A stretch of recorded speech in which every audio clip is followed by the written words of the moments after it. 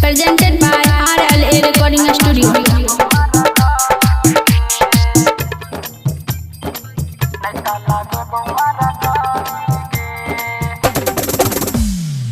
नाचेला लही तू गे छाहुरी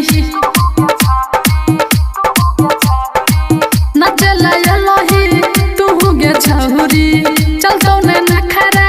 गे गोर की छाहुरी सुना गे पत्थर छितर गोहरी गे लहंगा उठा गे सबके देखा गे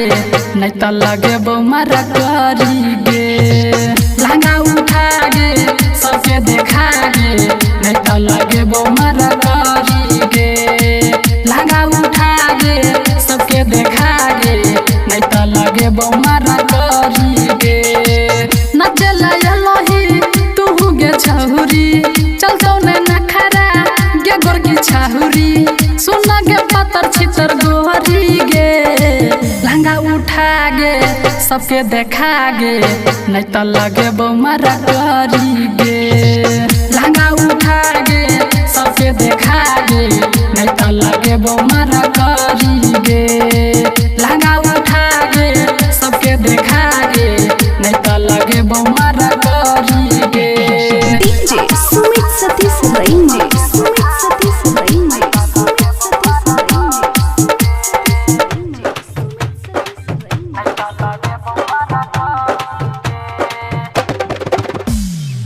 गम के छौके सके गाजा रह गे सोबै छौ आई खोके गाजा रह गे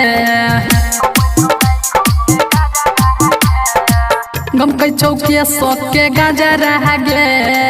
सोबै छौ आई खोके गाजा रह गे छई बंगाली नचनिया गे माल लगै छी तागा रह गे देखा के जहांगा देबो मुमांगा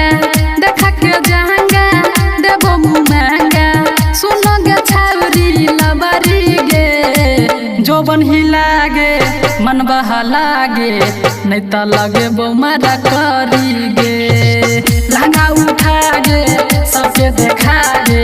नहीं तो लगे बौमारा करी गे लहंगा उठा गे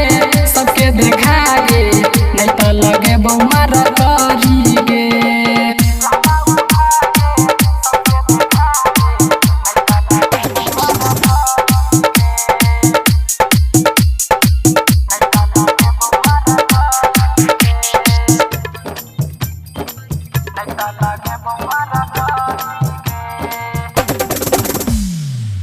उमर छौ अभी काचे गे एला नपटोलिया नाचे गे उमर छौ अभी काचे गे एला नपटोलिया नाचे गे ई तो छई लफुआ टोली रहिया सबसे बाचे गे रमन जी यादव गाबै छौ गजब रमन जी यादव गाबै छौ गजब आइला छौ हरे राम बिहारी गे कमर हिला गे जलवा देखा गे नहीं तो लगे बौमारा करी गे लहंगा उठा गे सबके देखा गे नहीं तो लगे बौमारा करी गे लहंगा उठा गे सबके देखा गे नहीं तो लगे बौमारा करी गे ये छौरी बेच के रही है। Presented by RLA Recording Studio. लहंगा उठा गे सबके देखा गे नहीं तो